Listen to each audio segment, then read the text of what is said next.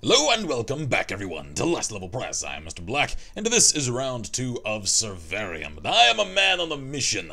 I've got a list of objectives for this episode, as I accidentally overlooked a number of the usual facets of gameplay that I prefer to analyze for first 15 videos, and first and foremost amongst those is the options menu. A rookie mistake, I know. My apologies. Let me remedy said mistake right now. So, the options tab, most critical, would of course be the graphics tab, and all of the usual must-have essential items are covered, from texture to geometry to lighting quality, as well as shadows, decorations, post-processing, ambient occlusion, as well as particle quality, and even motion blur, which I've got turned off because I do not like it.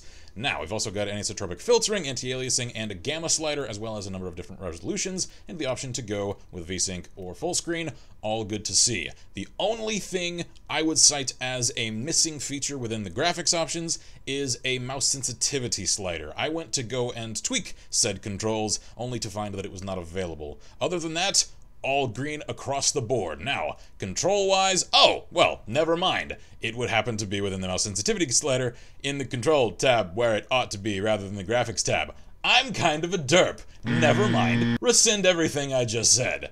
As for the audio, it would seem like some of the audio functions are present within the game, however not yet activated, as there are multiple sliders, only I can't use them. I click on them and they do nothing. Only the master slider seems to be active, although I wonder if I max that back out. Nope, doesn't unlock those, so I'm guessing those are going to become unlocked as the game gets worked on, as well as the integration of voice chat. It's already present within the options menu. There is a volume slider for it. However, it seems to be checked by default, only all grayed out. So I'm guessing integrated voice chat is on the bill, only not yet implemented for Survarium. So, good to know. If you wish to play with friends, go through right now at least a third-party program the likes of TeamSpeak and Skype, as I have done for a number of hours already, with a good group of friends that I have been playing with. As you may notice, I am now rocking a little bit of new gear. I've probably weighed in, I would reckon, about 5-ish hours with the game, and in that time I've learned a great deal more about it, and can thus commentate with a great deal more confidence about it. So, one of the things which I knew almost nothing about, didn't even know to commentate upon, really, in my first run with the game, is the skills. I noticed that there were a lot of different little variables which affected character performance within the game before. I didn't know exactly what affected those. Now I do. It is in fact these skill progression paths, which are unfortunately unlabeled. I would really like to see these progression paths labeled, as right now there is no way to really gauge what each one is supposed to do without hovering one's cursor over the next block available and looking for the green text over on the left reflecting the improvement that said rank will grant. Right now I'm going for more of a stamina, movement speed, and weight limit build, as I know that the faction I'm doing a lot of work for unlocks heavy gear, the likes of sniper rifles and such, and I want to be very mobile as well as able to carry heavy gear later on, so I'm kind of getting ahead of the game right now. And I don't think that labeling these would be terribly difficult, so like I said, Vostok, label on the skill paths would be quite useful. Now, the other thing I've noticed is that when one does not have a skill point available, as I do right now, having gained player rank 3, I also noticed that, at least thus far, player skill points are granted on a 1 point per player rank rate. And it may accelerate later on, I am not sure, but at least thus far that's been my experience, and one can do a total skill respec for the very modest in-game cost of 3,000 rubles. It does not in fact even require a paid currency cost to do, as many games do when it comes to respecking skills, so all the best when it comes to that. I do believe now I will buy the next rank in my stamina bar. There we go. So now I've got plus 0.75 movement speed, plus 1.5% stamina regeneration, and a 3 kilogram, that's actually rather significant, weight limit increase. Very good. Now then, as for a couple of the other things which I missed, I did go out of my way to look a little bit more into the game, to dig into its background a bit more, and discovered that, to my great surprise and to my delight, there is actually a great deal more background and narrative for this game than it would really lead one to believe. there is this box up here in the top left, the knowledge base box, which one will click and will then open a browser window, I believe to the Survarium official website, listing a great deal of the background regarding the overall catastrophe that led to the setting itself, as well as background notes on each of the factions, what they're about, what their philosophies are, etc., for those that wish to really immerse themselves in the experience, and I'm very, very glad for that. However, I just wish there were a means of accessing that information within the structure of the game itself. That button is present, yes. However, it leads to an external website, and I would just really prefer that it be something like an in-game database or a player journal of sorts. Just a means of accessing that information within the actual game, rather than requiring one to go to an external source and get it. Destiny was quite guilty of that, and I would hate to see Survarium go the way of Destiny when it comes to the sort of, like, obfuscation and hiding of the game's actual background. One should not need to be a stalker to learn about the notes and the doings of stalkers. This is not acceptable, so I would like to see that rectified. Now, I do have, like I said, a little list of my objectives. Apologies for glancing down at it every now and again. And one of the others that I do need to comment on, especially now that I've got the experience with which to do so confidently, is the fact that at least in the early game, pacing is a little off when it comes to player progression. You will note over here to the right, let me click on my missions tab. Let me click on my missions tab, thank you. I've got up here the accurate throw mission. Throwing grenades well is as important as shooting accurately. True story. Sometimes there's no other way to get the enemy than with a grenade. I would love to do so, and I would love to be able to complete that mission. However, let's venture over to the shop real quick and find us some grenades, which are unfortunately locked away for scavengers of the rank of experienced or greater. And I am merely, where's my rank? Oh wait, I need to go with, is it missions? Yeah, there we go. I am merely determined, not experienced. That is a rank away from me, relegating that mission to the realm of impossibility due to the fact that I cannot acquire grenades, and I don't believe one can acquire the kits of fallen comrades and enemies in the field, so I can't just go and grab someone else's grenades and use them, making that an impossible mission to accomplish. And that's kind of a shame. Another thing which does kind of disrupt the pacing of the game is the fact that it's a bit of a double-edged sword to feature end-of-match random drops, which I like, and you'll note within my equipment, let's go to show all of all traders, there we are. I've now got a couple of nice new goodies, some of which I've bought, others are random drops. My Smaragd gas mask was a very nice drop as part of the Fringe Settlers faction gear, which I would otherwise have no access yet to at this stage of the game. I've also got my Sokol bulletproof vest for the Renaissance Army faction, which I'm gunning to join, and another Fringe Settlers weapon, the HKU MP45. All of those are really cool to have gleaned as end-of-match drops. I really like that about it. It harkens to the same sort of semi-addictive, rewarding gameplay of Payday 2. When one does well, one does have a chance of acquiring really nice gear and rewards beyond the usual scope of what one can just buy. And I've been told by a couple of other people that some of the gear that one can acquire as random drops are in some cases statted a little differently than the gear that one can just buy within the shop. So they're actually unique items to you, or at least to a number of other players much smaller than those who could just go and buy them, and I really like that. However, 2 points really come to mind with this, especially with regard to random drop weapons. I love the fact that I've now got a UMP45, however I can't use it. Why not? Because HKU MP5s take 45 ACP ammunition, and let's go over to the ammo tab and note the fact that I can only buy 7.62, 7.62 by 25, and 9 by 18. I can't unlock the ability to purchase 45 ACP ammunition for several levels. I believe I need to actually get to an entirely different faction unlock in order to do so. Unless I receive a stack of 45 ACP as another random end-of-match drop, I can't use that rifle, and that kinda sucks. Like, it's dangling the lovely little artifact in front of my face and going, isn't this lovely? Yeah, it is, can I use it? No, you can't. It's just like finding an empty bottle of vodka. No fun, no fun at all. Alright, now, the other thing worth noting when it comes to one's equipment, let's bounce back over, is the fact that usually random drop items when one acquires them will be automatically rather beat up, and one's gear does deteriorate with use over time when it comes to firearms and armor.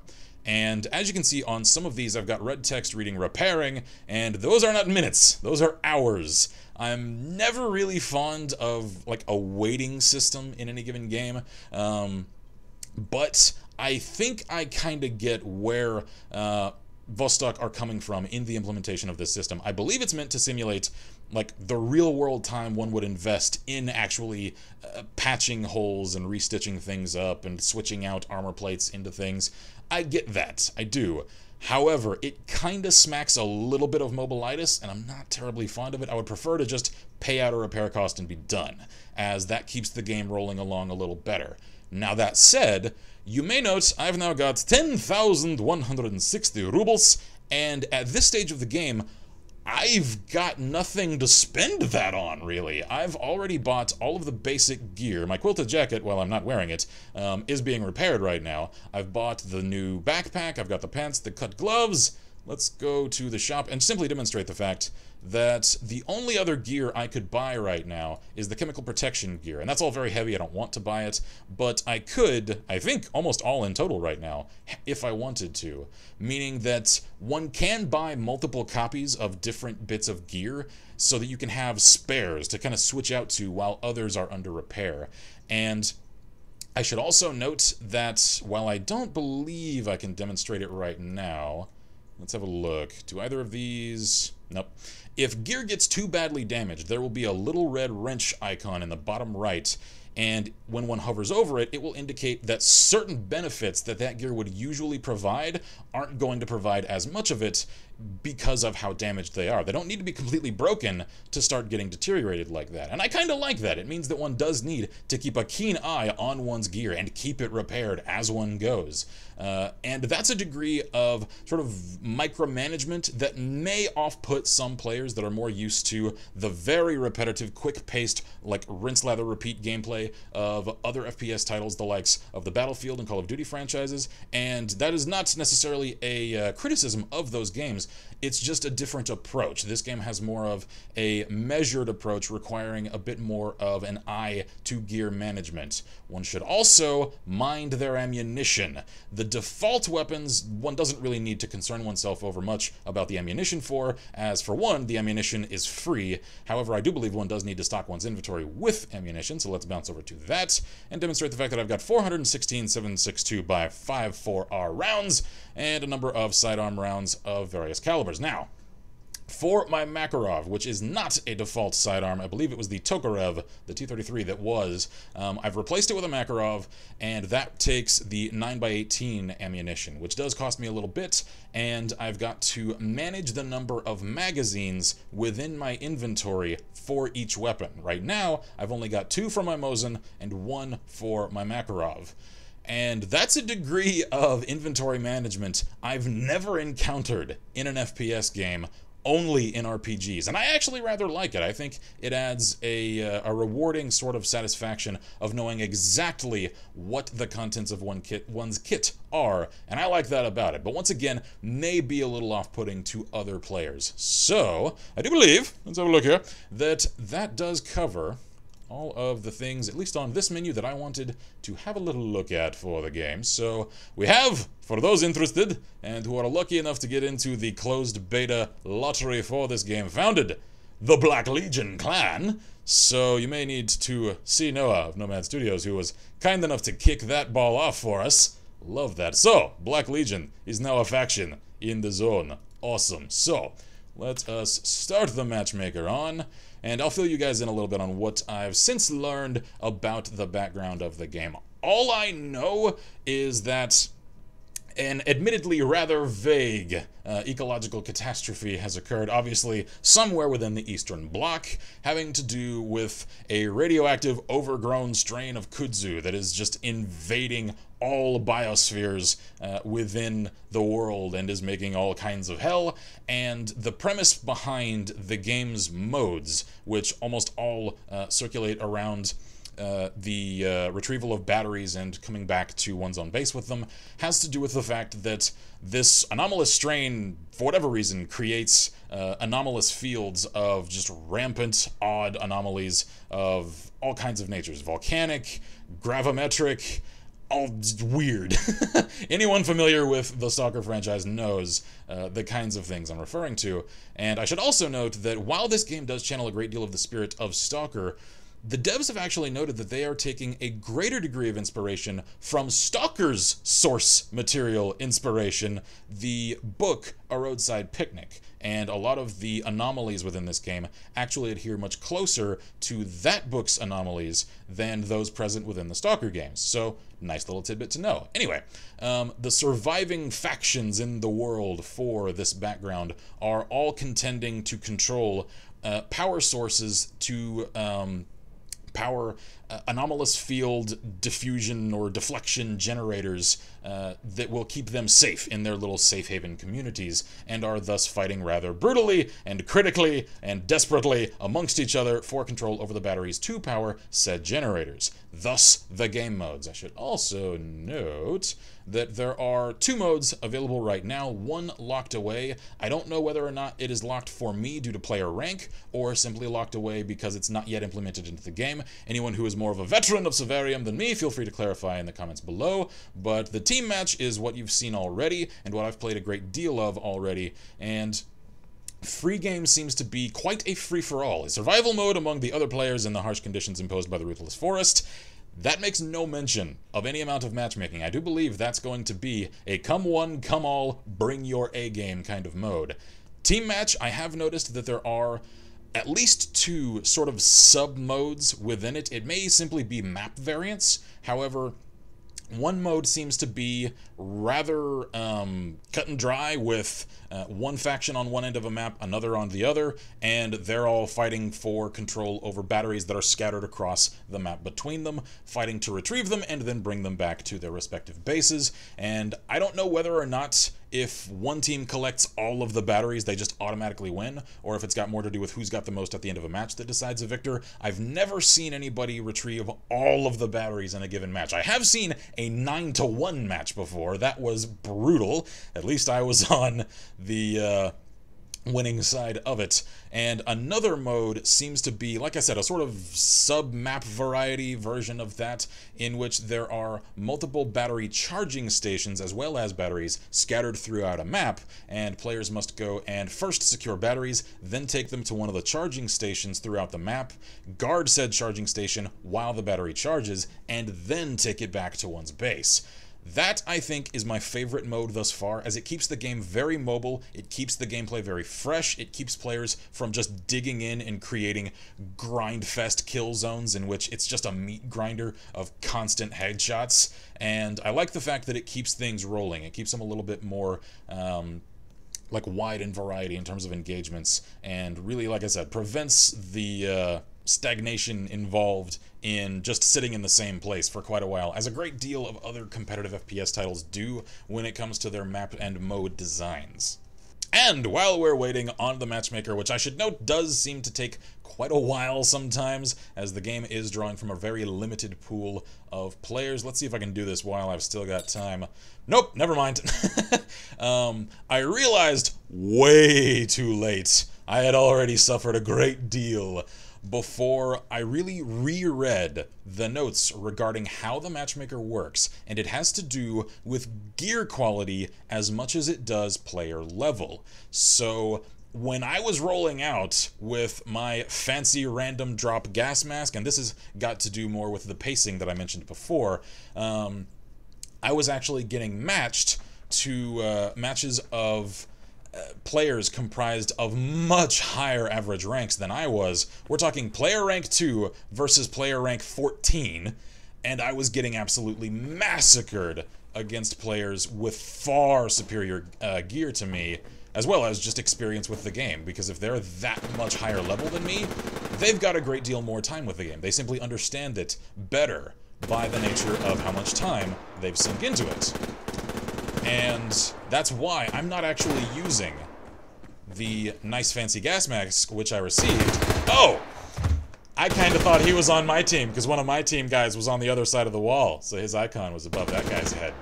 Unfortunate. Anyway, it's why I'm actually electing to use lower quality gear until I get quite a bit more high quality gear, especially higher quality weapons, with which to contend with higher level enemies.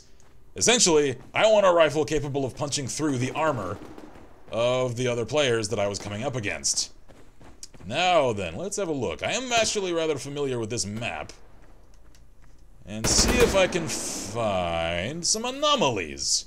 Okay, this is an electro anomaly. Oh, missed that guy. Nope, nope, you don't see me. You don't see me. Okay. What I'm really after are artifacts, which, just like in S.t.a.l.K.e.r and the Roadside Picnic, seem to generate within anomalous areas. And you'll note them as odd-looking little rocks in what look to be metal containment fields on the ground, and they randomly spawn within these anomaly zones and grant one a number of different benefits, some of which would help to have prevented that. I don't know exactly what extent all of the different anomalies do different things within, and I would like to. However, I've only ever found, I believe, 2 different varieties of artifacts before, and one of them was a use-activated sort of bullet shield, which is sort of explained within lore by creating an electromagnetic field for a few seconds around oneself, which deflects, very conveniently, not quite so conveniently as that, fast-moving objects, which, like I said, rather conveniently happens to mean bullets. Essentially creating an anti-armor piercing field around oneself for a few critical seconds during a gunfight. Useful. Quite useful. However, I would like to get my hands upon something a little different, to see a little bit more of the variety. That would be fantastic. And one does, I believe, need... Ow, good lord, they've got one hell of a sniper over there. A backpack, in order to actually gather one up and make use of it. I do believe some of the higher level backpacks allow 2 or 3 different slots for artifacts. That's nice. And one can receive, like, the end of match rewards of Best Explorer for whoever collects the most artifacts. And I do believe that pays out a little reward total at the end of the match. Now then. Alright. I've noticed on this map that a lot of people like... Is that a person? Nope. A lot of people like to go and climb up into that tower, because one can get all the way up there and use it as quite a marksman's nest. I believe I will try to do that now, as long as I don't die on the way up there. Alright, let's move. Don't ambush me, don't ambush me. Oh, great. Electricity. Hippity hop. Nice. There we go. Digity dodge. And whoop. Whoop, whoop. Gotcha! Oh, well, I hit him. Didn't kill him, but I hit him. One other note about the maps. I've noticed that there seem to be about at least a half-dozen maps, and I like that. I enjoy map variety in FPS games. It keeps things from getting stale, and each of those maps do seem to come in a number of different flavors. Some are daytime versions of the same map, some are night. Others are essentially the same map under inclement weather, and I really enjoy those. The waving plants into the wind animations and the sound design are both quite well executed for the inclement weather maps. I really, really like those. Another note regarding the sound design. I dug a bit further into the development behind this game and discovered that Vostok Games are absolutely channeling the dedication to craft that led to Stalker Shadow of Chernobyl, representing the area around the zone of exclusion so very well into such excruciating detail. And it seems as though the sound design team of Survarium are channeling that same dedication to craft as...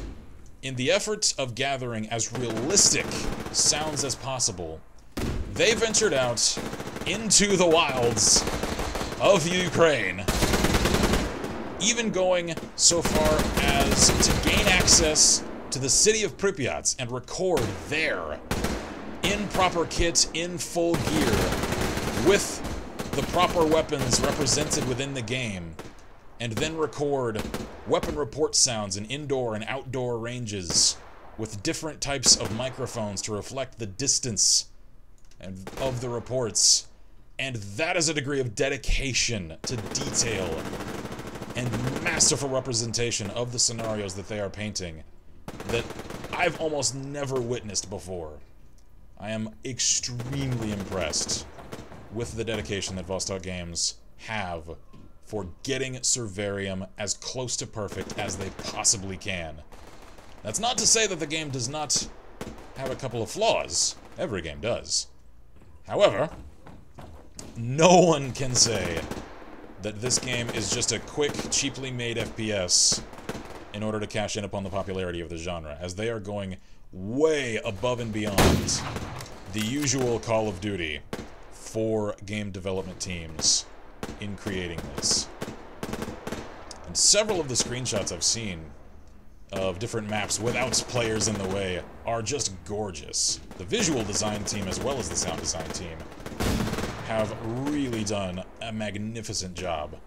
And they also seem to have communicated quite well, if they're not comprised of the same people, with the art design team communicating with... Whoop, hi there. Whoop, you're not dead. Why aren't you dead? Bap! Bap! Really?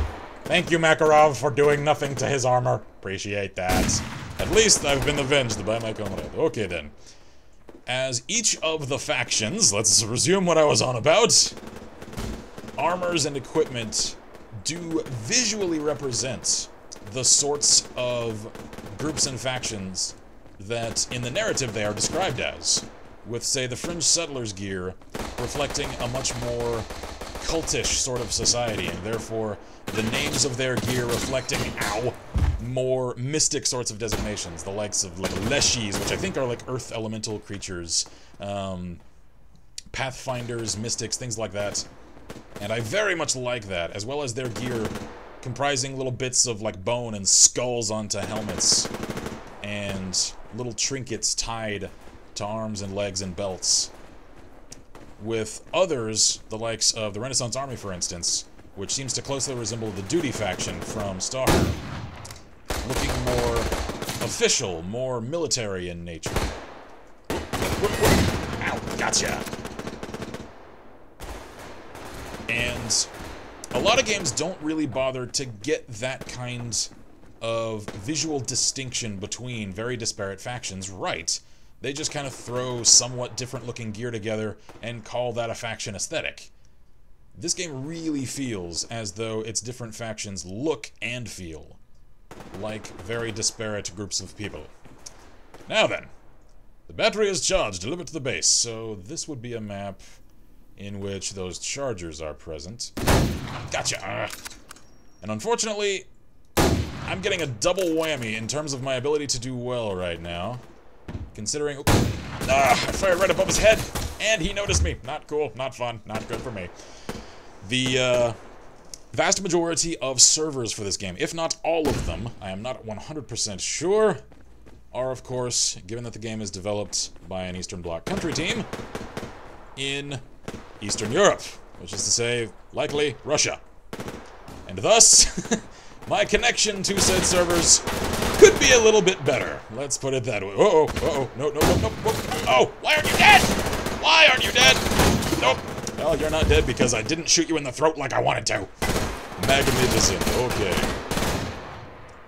Pair that with the fact that once again, unfortunately, despite the fact that I've actually turned down a couple of the graphic settings, Fraps is eating my frame rate alive.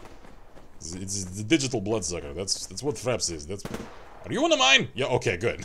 I was about to put the round in the back of your head. Just so you know, fair warning. And my lack of acceptable FPS paired with... Dude, hey!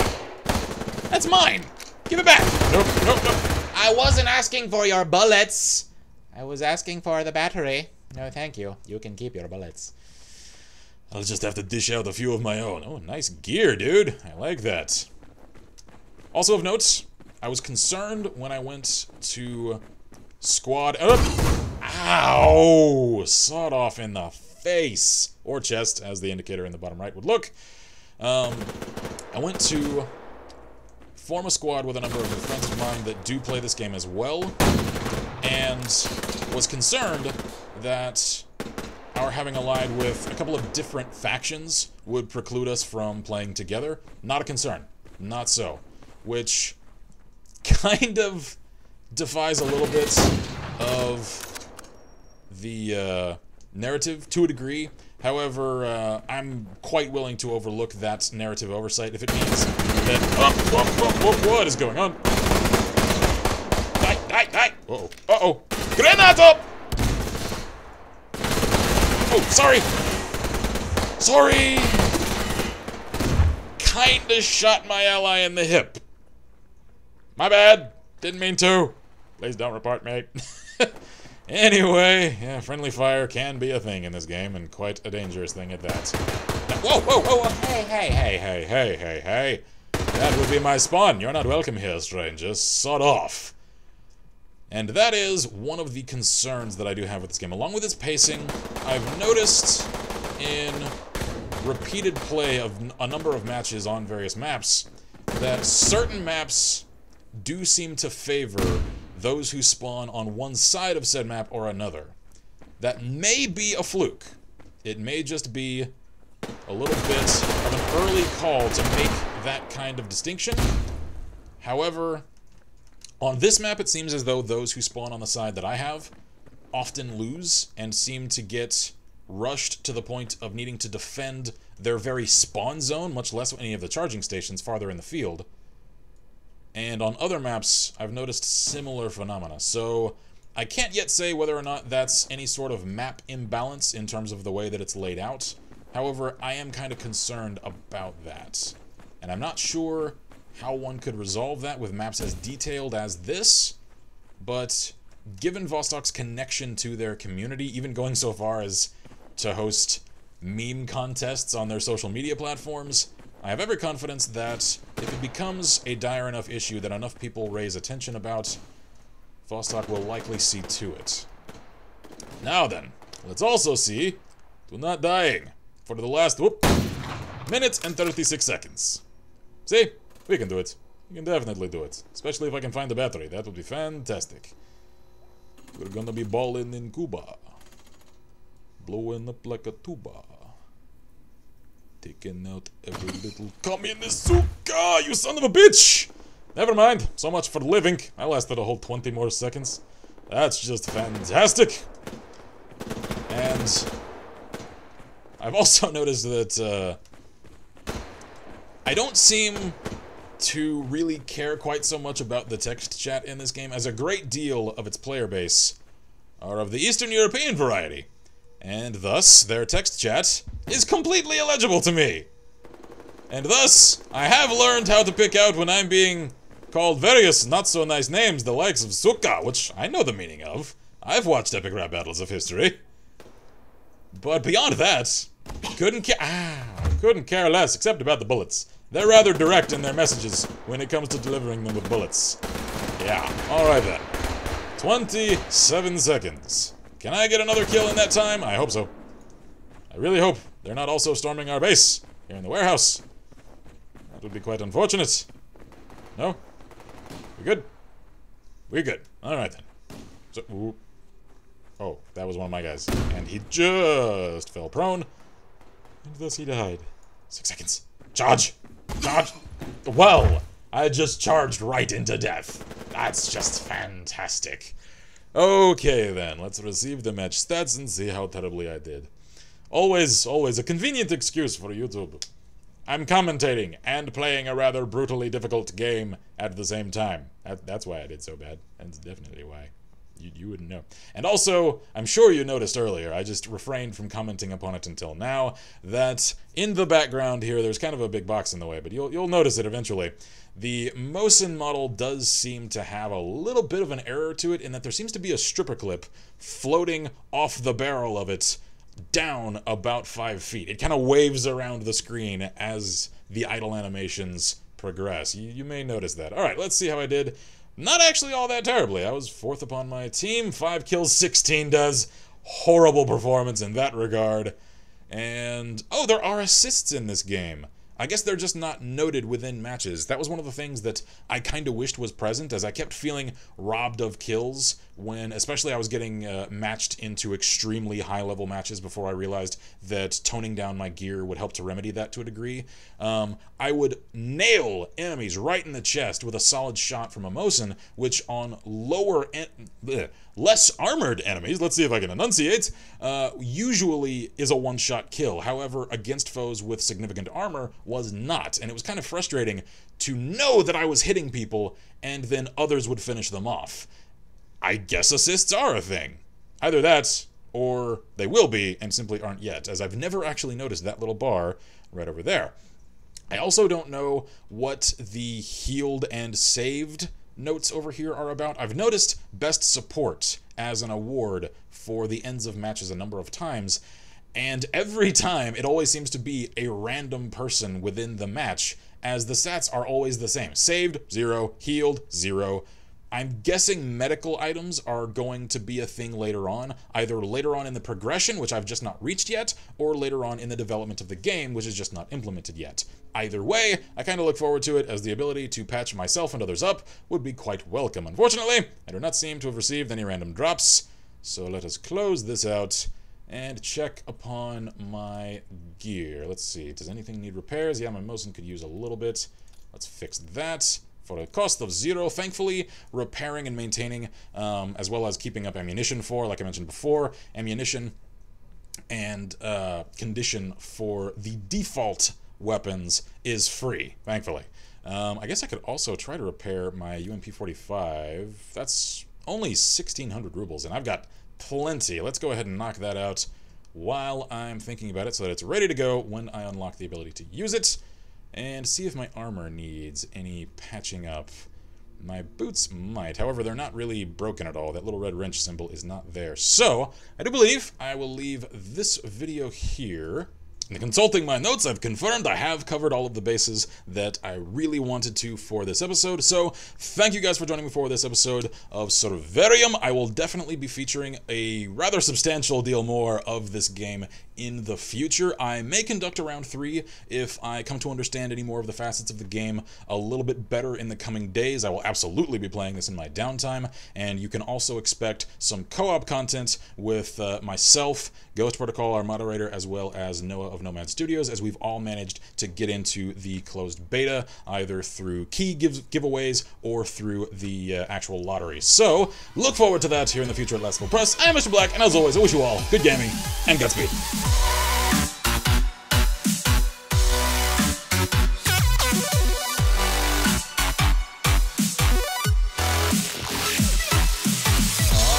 Encouragement? No words of wisdom from the master? The master will be angry with me. There we go. Underhand. Oh, get down. Get down!